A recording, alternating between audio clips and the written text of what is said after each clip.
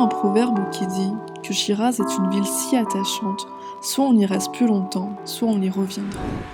Et nous avons eu la chance d'être revenus à Shiraz cette année et de la redécouvrir de manière plus authentique. Nous étions accompagnés de Mehdi, qui lui-même habite à Shiraz. Nous avons passé 3 jours et 2 nuits chez sa famille. Nous avons hâte de vous montrer tout cela. Alors là on est à Shiraz, on est avec nos amis en fait que vous voyez juste là. Ce sont nos amis en fait qui habitent à Shiraz. Et là on est venu dans le premier endroit qu'on avait trop envie de faire depuis longtemps et qu'on n'avait pas eu l'occasion à l'époque. C'est la tombe en fait d'un poète qui s'appelle Saadi. Je vous montre ça tout de suite, surtout Sarah, elle est super fan de lui.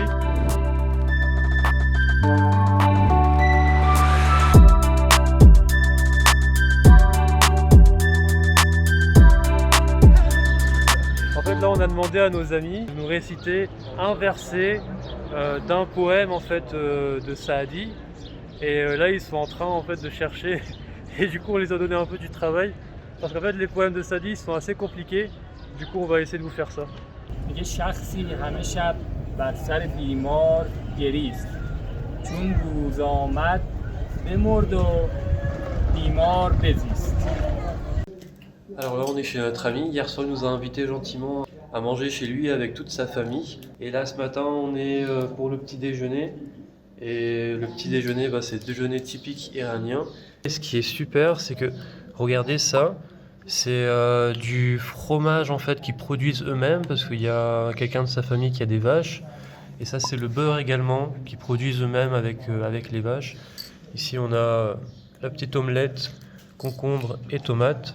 Et ici c'est confiture de raisin, confiture de carottes, le bon pain iranien qu'on appelle le sangak. On vous dit bon appétit.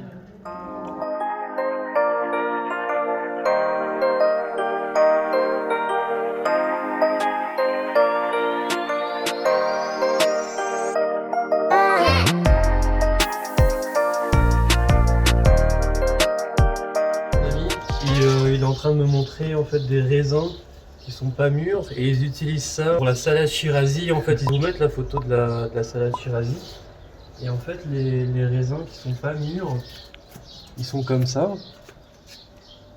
C'est tout petit vert en fait. Je vais tester un, on va voir ce que ça donne. Apparemment c'est très acide.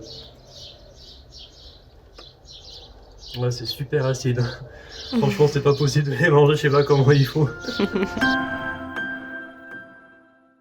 À l'heure où le soleil était à son zénith, nous nous sommes perdus dans le masjid des Vakil. Les majestueuses colonnes de cette mosquée nous ont laissés sans voix. Lors d'un échange avec le gardien sur l'entretien de la mosquée, il nous a expliqué qu'ils n'ont pas les moyens de les rémunérer correctement. Par amour pour son pays, il continue à entretenir cette mosquée, mais avec une inquiétude pour l'avenir de ce lieu. Alors là on est arrivé dans le fameux bazar Vakil, juste à côté de la mosquée Vakil qu'on vous a montré tout à l'heure. Et je pense que c'est un de nos endroits préférés, surtout Sarah elle adore ce bazar. Et en fait par rapport à toutes les villes qu'on a fait en Iran, je pense que c'est un des bazars les plus jolis, en tout cas c'est notre avis, je pense que c'est vraiment un des bazars les plus jolis. On vient de tomber sur une partie en fait où il y a une fontaine, un petit jardin, avec une belle petite musique, et c'est magnifique l'ambiance qu'il y a ici. C'est ça qu'on adore avec les bazars, surtout celui de Shiraz, c'est qu'on marche dans le bazar, on se perd à l'intérieur, et tout d'un coup hop, on arrive sur une partie magnifique, pleine d'arbres et tout. C'est vraiment une architecture unique.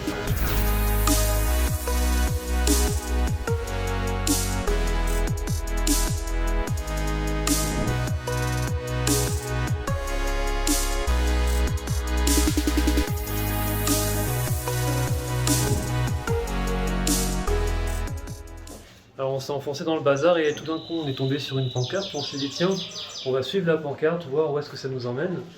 Et on s'est retrouvé là dans un hôtel de charme magnifique.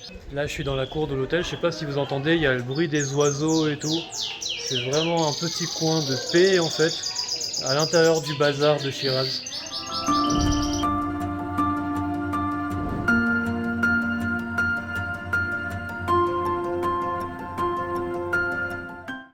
On est dans le parc Eram, le plus beau parc de la ville de Chiraz. Et en fait, à l'entrée du parc, on a trouvé quelqu'un avec une barquette de fruits. C'est un fruit qui s'appelle esguil et c'est une tuerie.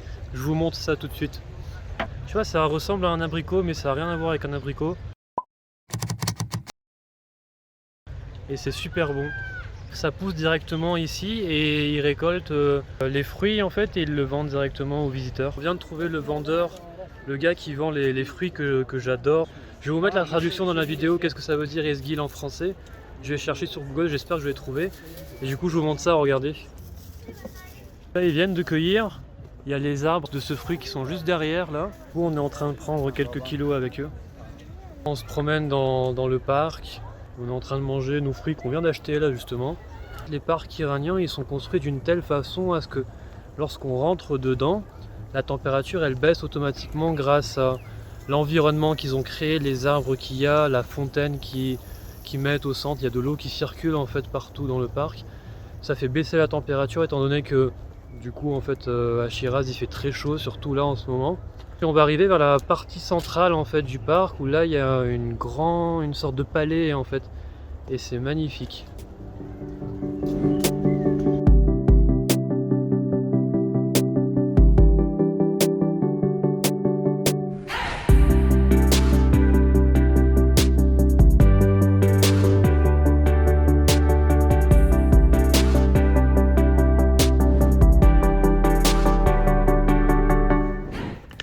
On est rentré chez notre ami et après une grosse journée à Chiraz, on est chez lui et là il a fait, vous voyez derrière moi en fait, il a fait un feu dans la cour et il a pris un poulet, on va faire griller un poulet.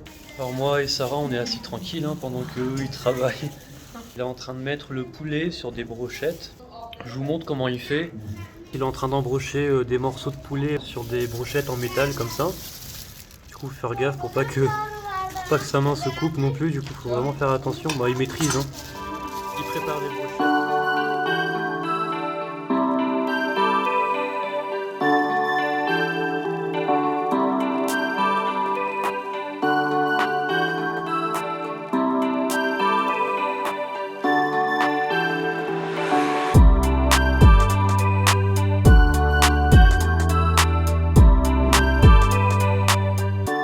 Ami qui nous a montré les pistaches sauvages et il nous a expliqué en fait la soupe qui nous a servi là, c'est une soupe de pistaches sauvages.